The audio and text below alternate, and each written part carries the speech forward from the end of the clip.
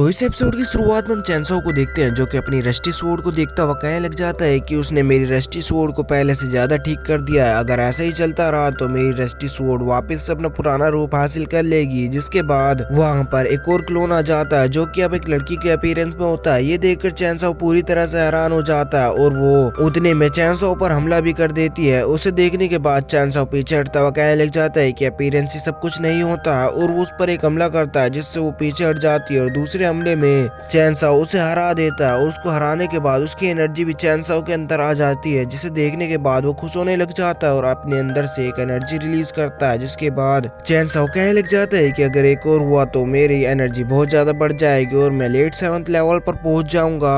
और वो आगे जाता हुआ उस क्रिस्टल को देखता है और अपनी स्वॉर्ड से उसे छूता है। वो सोचने लग जाता है कि वो भी उसकी स्वॉर्ड को ठीक करेगा, लेकिन वो उसको छोड़कर चैनसो के अंदर चली जाती है और उसके स्पिरिचुअल माइंड में जाते हुए चैनसो को परेशान करने लग जाती है। और ये देखकर वो उसको जल्दी से खत्म कर देता है और वो उतने में कर ही रहा होता है कि पीछे से मिस जू आ जाती है। ये देखकर चैनसो फिर से हैरान होता है और अब वो एक दूसरे को एक क्लोन ही समझ रहे होते हैं और चैनसो कहने लग जाता है कि अब ऐसा नहीं होना चाहिए, अब एक लड़की की तरह ही एक क्लोन आएगा, मैं इन्हें हरा हरा कर थक गया हूँ। और अब चैनसो कहने लग जाता है कि मुझे अब इसको हराना होगा जिसके बाद मैं लेट 7th लेवल पर आसानी से पहुंच पाऊंगा। जिसके तुरंत बाद ही मिस जू चैनसो पर हमला कर देती है और वो बहुत ज्यादा तेज होती है। चैनसो उसे देखने के बाद उसे रोकने का सोचता है लेकिन चैनसो पीछे हटने लग जाता है। चैनसो उसकी एनर्जी को देखकर हैरान होता है और पीछे कर देता है। वो कहने लग जाता है कि क्या सिमुलेटर मैजिक वेपन का भी यूज कर सकते हैं, लेकिन चैनसो इस बात पर ज्यादा ध्यान नहीं देता और वो आगे बढ़ने लग जाता है। मिस जू चैनसो पर हमला करती जा रही होती है लेकिन चैनसो बचता हुआ वापस से उसके ऊपर हमला करता है, लेकिन वो टेलीपोर्ट होकर फिर से उसके ऊपर एक हमला कर देती है जिस वजह से वो पीछे हट जाता है और वो कहने लग जाता है कि ये क्या हो रहा है, मुझे लगता है कि मैं इसे हरा नहीं पाऊंगा। इसलिए वो अपने मैजिकल वेपन्स का यूज करने लग जाता है। उसे देखने के बाद मिस जो हैरान होती है और वो कहने लग जाती है क्या क्लोन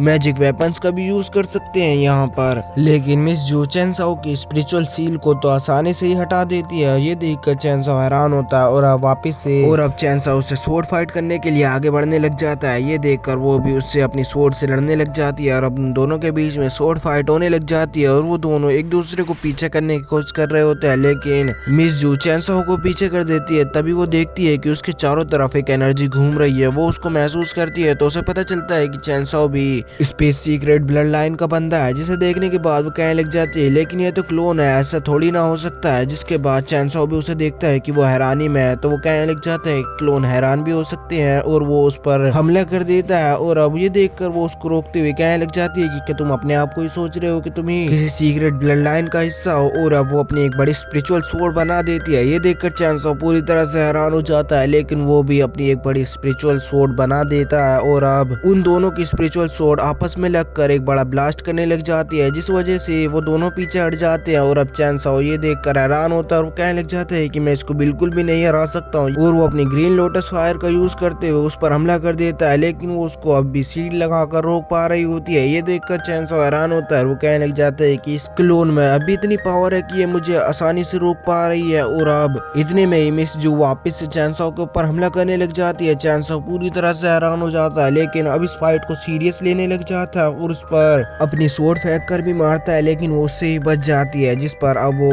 आपस में बहुत ही तेजी से लड़ने लग जाते हैं, जिसे मैं आपको बता तो नहीं सकता, दिखा जरूर सकता हूँ।